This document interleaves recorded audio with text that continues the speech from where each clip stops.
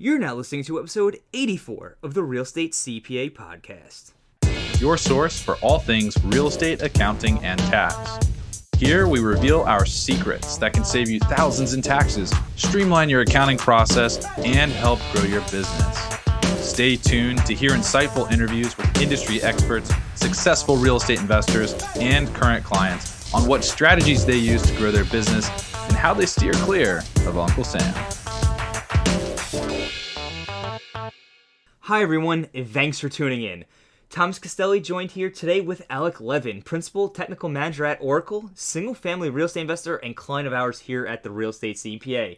He recently released his book, Own Your Future with Real Estate, the quick start guide to replacing your salary by renting out single-family homes. In today's episode, we discuss why Alik chose real estate as his path towards financial independence, how he scaled his portfolio, and his books, which provides guidelines on how to build your own single-family portfolio, and of course, the tax strategies he uses to minimize his tax bills. Alik, pleasure to have you on the show today. Can you tell our listeners a little bit about your background and how you got started in real estate? Hey, Thomas, thank you for having me on. My name is Alik Levin, and I started with real estate in 2016. And as many did, I've started after reading the Robert Kiyosaki book, Rich Dad, Poor Dad. And why I read this book is because I start to scratch my head and see the big difference between having savings for retirement or having income for retirement. Obviously, savings is just a finite number that I may outlive it. But the question, how do I retire while having income? And especially so, how do I have income while I sleep? And this is where Robert's book came in. And since then, I just took the plunge and never looked back. Got it. So, there's a lot of different asset classes out there. There's small businesses, there's stocks, bonds, mutual funds, everything you could find in the financial markets. Out of everything that you could invest in to get income in retirement, why real estate? Number one, I divested from any paper assets, zero in stock market, zero. I pulled everything from my 401k and I'm all into real estate. I mean, completely 100%. And the reason is there are 8 benefits of real estate that other investment strategies don't offer. And the 8 benefits are cheap insurance that can protect my investment. Leverage. It's a leveraged investment, and other investment strategy offers such thing, but I will not go more risky, more sophisticated. I think it's fairly straightforward and simple to leverage 80% of the investment with a bank while having only 20%. The third one is equity. It's fairly easy to tap cheaply into equity of your investment. So if you are successful, you invested, your investment grew, and you have equity. You want to tap into it without liquidating it. So it's very easy and cheap to tap into equity with real estate. And that's number 3. Number 4, appreciation, which is no brainer, just like any investment. If it's successful, it just grows. So here appreciation, similar like stock market. Tax benefit. I have not seen anything close, and I know you're a tax professional, so I'm preaching to the choir here, but I have not seen anything anywhere close to a tax benefit that real estate provides. They say oil and gas exploration and farming offer even better investment. That's a higher bar for me. Real estate investment is much easier bar to cross. That's number 5. Number 6, risk sharing and other investment strategies. You are all 100% all in. It's all your money, and you don't share the risk. With real estate investment, you share the risk with the bank. Even more so, the bank takes on sometimes 87% of the risk, but normally 80% of the risk. And these guys know a thing about risk, know a thing or two about risk. So if I come and say, hey, I want this investment, and they run the numbers, it's risky. I'm not getting financing, but hey, it's a good thing. They prevent me investing in something risky. So risk sharing is number 6. Number 7, demand. I am yet to see there is an app for that when it comes to real estate investing. So pretty much everything you have an app for that, but not so much for such a basic needs. And if you're familiar with the hierarchy of needs of Maslow, it's a very basic need. Everybody needs that. The shelter. I'm yet to see an app for that. Yeah. So go and slip into the app. And number 8, it's a business. It's a business. The moment I have my first rental property, I'm a businessman, and that's awesome on its own. I will not go into it, but you start to see the completely different world. You start to acquire a different mindset. Many other doors open to you. Business is awesome. It's good to hear, and I agree with all those points. Those points are fantastic. It's the same reason why I got into real estate myself, and why I'm sure many of the other listeners here today, why they got into real estate as well. And from my understanding, you're investing in single family houses, single family rental properties. Why do single family? Why not office buildings or something along? Why not? Why single family? I think it's because it's the lowest, the easiest way to get into it. It's so I live myself in single family home that I bought. Well, today I live in a house that we've built ourselves. But before that, it's a familiar experience. So buying a house, it's a familiar experience. If I went with the office building or commercial, it would be too much of a change, too much of a learning, too much of a ramp up. With the single family homes, it's very familiar experience. So the barrier is very low to enter from the mindset perspective. Got it. So it's. I mean, I would have to agree with that. It's definitely easier to get into a single family home than it is to get into some of these other properties. Multifamily or office, a lot more familiar for a lot of people. So would you be able to tell us a little bit about how you scaled your portfolio over time to basically cover your full-time income? Yeah, so we're going with a well-known approach. I think it's called BRRRR. Yep. Buy, rehab, rent, refinance, repeat, or whatever R is there. Yeah. So you buy property, you let it appreciate. You maybe add some forced appreciation, so it appreciates faster. It gets grows equity. You tap into equity, use it as a down payment. You finance the rest. So you go very aggressive, 100% finance, sometimes just to break even, not with the cash flow, but not going into red. You let it sit, it appreciates. Mm-hmm. You add some forced appreciation with a nice coat of paint with added bathroom. So it appreciates faster. You tap into equity, just rinse and repeat. In our case, we also built our own homes. So we at one point decided, hey, why go and buy retail? Let's build it and acquire a house at cost. So once the house is built, you get into it, and the bank appraises it for market value. So suddenly you have much more equity. So it's even more aggressive forced appreciation than just improving existing property. But definitely the pattern is improving the property, forcing appreciation, tapping into equity, and acquiring the next one. Got it. The BRRRR strategy. Well, we love that over here at the Real Estate CPA. A lot of our clients use it. Yes. And one of our team members, Taylor, who's been on the podcast a handful of times, uses it and has a lot of success with it. So, out of curiosity, how do you're building this big rental portfolio? How do you manage that while you continue to work full time? It's a very good question. I think the best strategy is to get educated. At the beginning, in my first year, I had very many sleepless nights only because what do I do? So now I'm into it. I have 1 or 2 or 3 properties, but what do I do with the taxes? What do I do with the bookkeeping? Which turned out to be completely a nightmare. Hey, what's with bookkeeping? It's just money in, money out. No, not exactly. It's very complex.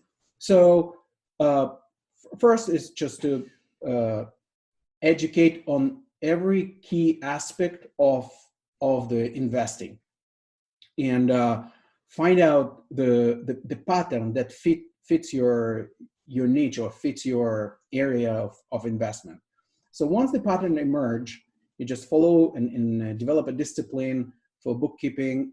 For bookkeeping, you just keep the records and upload it to the software. And at some point, you just hire a professional that it's a money well spent to hire a professional who will do it fast, more precise, and free your time to do your core work, investing, or just send you to do your day job, and a lot less headache. So discipline of patterns, hiring professionals to do this work, and obviously online tools. Got it. Those are all excellent ways to do it. And at this point, I think if I heard you right, you're not self-managing these properties. You have professional property managers, or are you outsourcing just aspects of the management process to other people and not using a full-on property manager? I don't use property management. In our area, it would eat up my thin margin. So I do it all myself. To compensate on that, again, self-management. I have self-management discipline, daily routine, a weekly routine, a quarterly routine, and things like require professional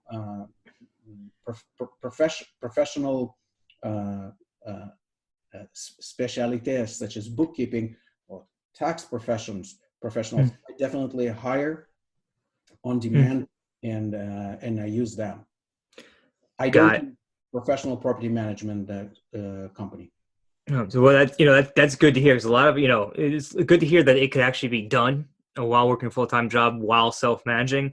A lot of listeners, I'm sure out there, they're using professional property management, and sometimes depending on the area you're in, like you said, the margins can be thin and it's sometimes prohibitive. But good to hear that it can be done with just a little bit of discipline, a little bit of outsourcing, and some smart work there. Yes. So, and now that you basically built a portfolio to cover your income, why continue to work full time? Why not retire early? Well, to be completely brutally brazen or direct, why leave money on the table? So I love my job. I really, really love my job. I love people I work with. I love what I'm doing and impact it makes. And I like the intellectual challenge it introduces and organizational challenge it introduces. I love my job. I love the pay. Why should I deny myself the money and enjoyment, right? Yeah. But on the other side, retirement in my mind is not as commonly perceived to leave the job. Is they create the opportunity so I can leave it, or in other cases, I will be let go, right? And I've seen really, really good people, for whatever reason, the company changes its direction, the company switches to different approaches, downsize, splitting. I've seen fantastic people who would let go. So retirement in my mind is that I can leave the job voluntarily or involuntarily at any given moment, but until I'm not let go, why leave it? Yeah, I hear you there. There's no point in leaving money on the table, like you said. And now I guess, for a lot of people, it's not only just about, being secure in retirement, it's about just being financially secure in general. Should, something like they lose their job or they get let go, downsized, or whatever the case is, they don't have to necessarily worry about, how am I going to eat tomorrow? How am I going to pay my mortgage? How am I going to do, feed my family, whatever the case is. So what does the future hold in store now for you? Are you going to continue growing the rental portfolio? What does that look like for you? Yeah, it turns out I'm hitting the same limits all investors hit in their early stages, and definitely my early stages of my real estate career. Although I have quite a few years now under my belt, but I'm hitting my glass ceiling with the conventional financing. So next, I would like, and I'm learning and exploring creative financing, be it a commercial portfolio, even private lending, and so forth. But even longer future, I'm looking at multifamily and maybe what it's called. Oh, it escaped me. What it's called when I bring investors. Syndication. Syndication. That's the word. Yes. In many forms, either a fractional owner, either full owner, or just a very passive investor. So definitely at some point I may decide, hey, I also want to retire, actively manage my portfolio, but I love real estate so much, I want to switch to completely passive real estate. So short term, I need to think about creative financing, longer term, being completely passive real estate investor. Absolutely love it. Love it. I think it's everybody's goal. You know, I was listening to a podcast at one point. I forgot what podcast it was, but they were talking about how the ultimate goal is to build up a large enough capital base to eventually that you don't need to actually own physical real estate anymore, that you can either invest passively in syndication, or you can just be a private lender and you just basically issue mortgages. I call it that's exactly stated goal, and I even written on my Facebook group that I manage. I call it cross to the other side of the chess, or second part of the chessboard, where the growth is so exponential. So majority of people, as I know, they invest for compounding interest as investment. But if the sum is not that much, even 1 million, compounding interest is not producing much of an income. But when you control, not even yours, but if you control $10 million, so 5%, it's suddenly what? It's a nice number. What, $500,000?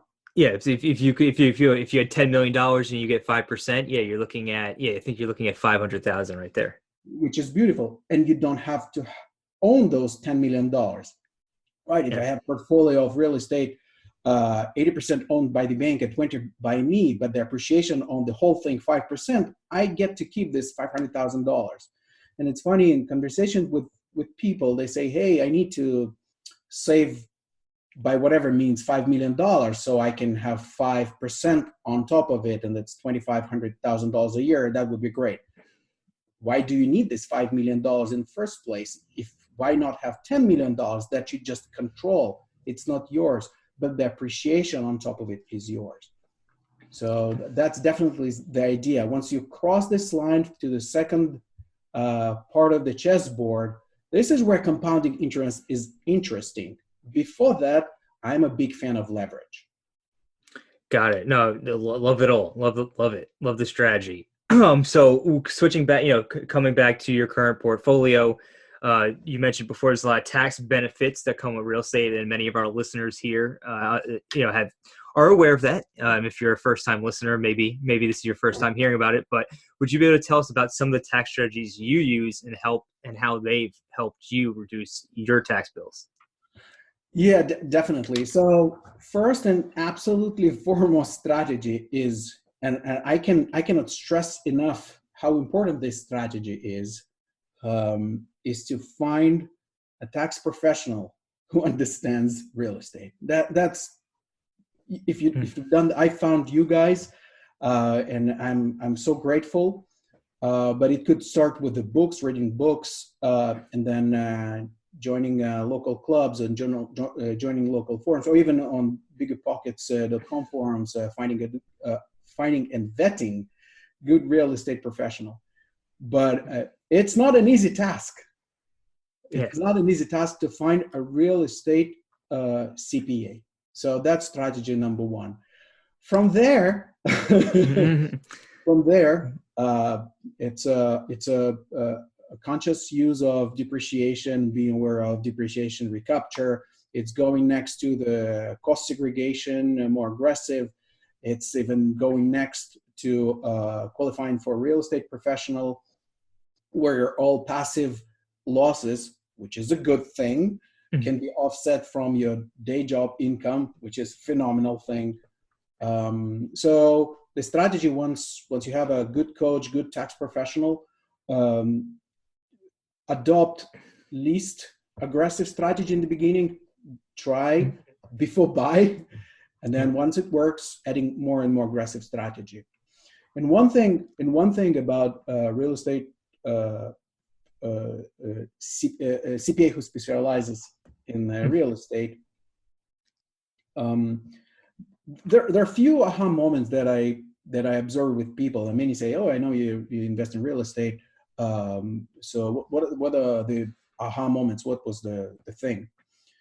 And I say it's finding a good real estate CPA who understands real estate CPA. I cannot stress enough how important it is. It's just like with any other profession. You have a doctor who specializes in heart surgery.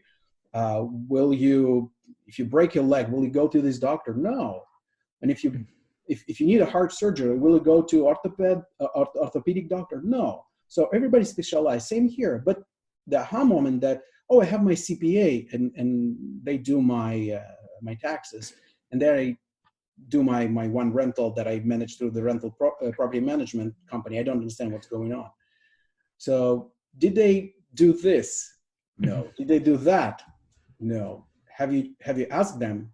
Well, I tried and I didn't hear an answer that satisfies me. So, and one other thing is that how often or when do you meet with your tax professional or CPA? Well, during the tax season. That's the biggest mistake. You need to meet your tax professional way before, so you can build your tax strategy. And I come across like a arrogant lecturing you what I need to do, right? But that's the biggest moment for me. It's switching from the historian mindset when nothing can be changed. Here's a tax season that the last year passed, to, hey, we're in the beginning, how we build our strategy to optimize around taxes. That's the biggest strategy. 100%. Thank you so much for the shout out there, Alik. I agree with you 100% on what you said. It's, if you're just talking to your CPA just in tax season, then you're doing something wrong, or your CPA is doing something wrong. You need to be talking to your CPA throughout the year so that you're taking the right steps throughout the year, taking the right actions, so that at the end of the year, when you go follow your tax return, which is really just a report card of your income and activities for the year, that your facts align in a certain way to minimize your taxes. And, it's funny, we have, I think 88% of the returns that come across our door, that the potential clients have either blatant errors or just big, substantial missed opportunities for taxes. And it's often coming from a CPA that's just a generalist. And there's nothing wrong with that. But when you're looking at real estate, there's a lot of speciality here, and there's a lot of potential for tax deductions if you're doing it right. So thanks again for mentioning that. And before we move on, I know someone in our audience will ask us this. You are working full time. How do you qualify as a professional if you are working full time? Well, there's a little secret here. We've got me and my wife, we've got into real estate and took the plunge completely 100%. So much so a few years back, she actually obtained her real estate agent license, and she's now with a top agency doing really well with. And I'm her first and best customer, right? Client. But she's doing pretty well with others, and we actually educating other people and make them aware of opportunities, what real estate investing offers. And quite a few, majority of her clients, converts that decided, took the plunge, and suddenly, oh, there's no people return, I want another property. So to answer your question, my wife, she's a real estate investor, and as a couple, we given her real estate agent clock logging more than 751 hours definitely qualify. 100%. Thank you for clearing that up, because I know we'll get some questions if we didn't ask that. So What is the favorite? We ask everybody this. What is your favorite technology or software that you're currently using in your business? I'm a big fan of QuickBooks. Even in my personal life, I use Mint, I use Go Payments, I use QuickBooks, and I use TurboTax, and I really like it so much. I also use cloud technologies to store my files, so it's accessible both from my desktop or from somebody else's desktop from my phone. So when I need something to have readily available, I have template for that, either email or file or form. I'm just on the go, send and be done. And this is a big deal. This is big. Once I talked about those patterns and discipline, daily routines. Mhm. If you don't develop them, it's a death by 1,000 paper cuts. Those Oh little yeah. get in a way, they add up through the day, and suddenly you spend 1 hour to locate some document and maybe adjust it. And next day another hour, next day another hour. Suddenly you spend 10 hours a week, which you could do and look for. 100%. Yeah, I couldn't agree more with one of the things. One of the things you said resonated with me: the death by 1,000 cuts with the habits and daily patterns. For a while, I was really on top of everything, on top of the patterns, and then I kind of let it slip a little bit, became a little undisciplined, and it quickly added up into a big, kind of snowball of Every day. yeah. Every day I go off my patterns. Every day it comes back at me just as like a muddy snowball. Yeah. Yeah, so I 100% agree with that. Got to do a habit audit every once in a while. Make sure that your habits are in order and they're helping you achieve what you want to achieve in an efficient manner. We know you did release a book, Own Your Future with Real Estate: The Quick Start Guide to Replacing Your Salary by Renting Out Single Family Homes. Everybody who's listening here, we have Alec holding up the book. It's a great cover of the book. Would you be able to tell our listeners a little bit about what the book's about and why they might want to pick that book up? Great. Well, thank you for the opportunity to present it. So the short version is that I wish my realtor gave me that book when I started. So this book is not my personal story, my personal journey. Hey, I read the book by Robert Kiyosaki and then this and this and this, and now I kick ass, and now I'm have that much rental income. No, it's not. It's a it's a manual.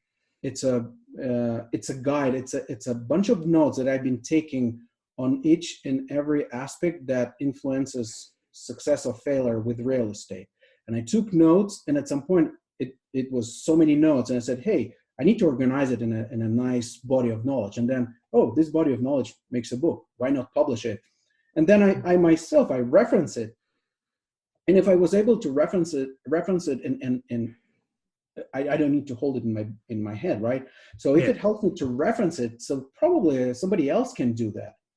So again, this is a reference. It's not my personal story, and it covers all the key aspects in my view. And again, this is not the right book. This is not the only book. This is not the best book. This is my book that I organized for myself around key topics, around key areas that make or break success of my investment. I call it the de-risking strategy. Hey, what do? I do real estate. Oh, it's so risky. I have de-risking strategy. So it covers how you pick a target niche, how you effectively finance with a great terms, how you market it to target audience and reduce the risk of bringing wrong crowd to your rentals, how you do property management, how you structure legal entity structure to protect your personal assets, bookkeeping, how you build your tax strategy. I build my strategy. How you continuously educate yourself, how you network with people and expand and scale out through right people versus being one-man band.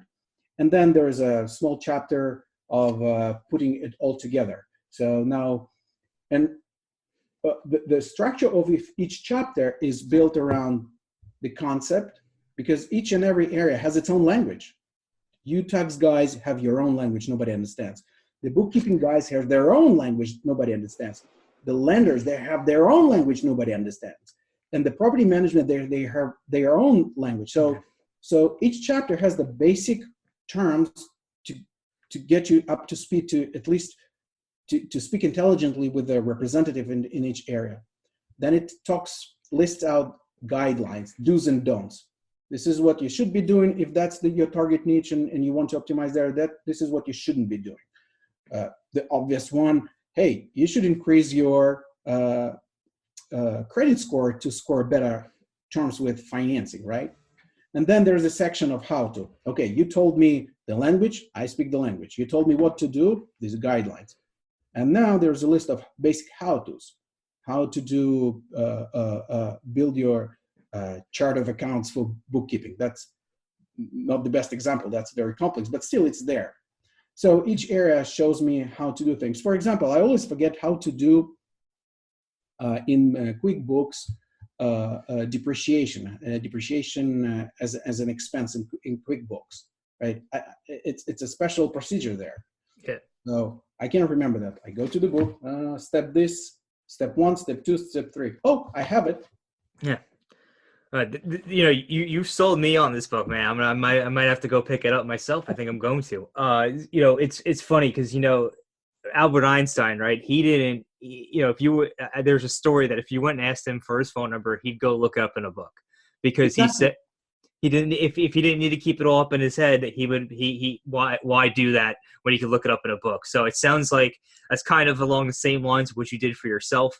It looks like you had a lot of experience building a successful single-family rental portfolio. And if our listeners out there, you're trying to do the same, you're getting started, you wish you had a mentor in a book, perhaps this is the book for you. Definitely would say check it out.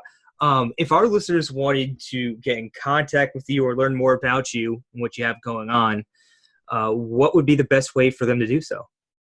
So the easiest way is to go aliklevin.com. So there you can contact me, you can download free chapters of the book, and from there there's a link to Amazon, or if you want to submit for a request for bulk copy, request at huge discount, you can do it to aliklevin.com.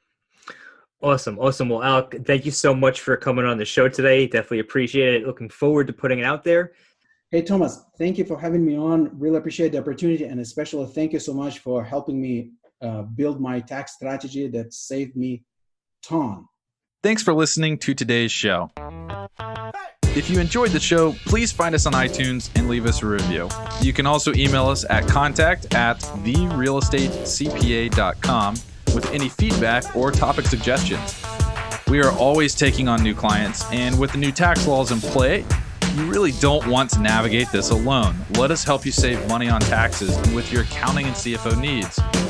To become a client, navigate to our client page at therealestatecpa.com and fill out a web form with as much detail about your situation as possible. Thanks so much for listening. Have a great rest of your week.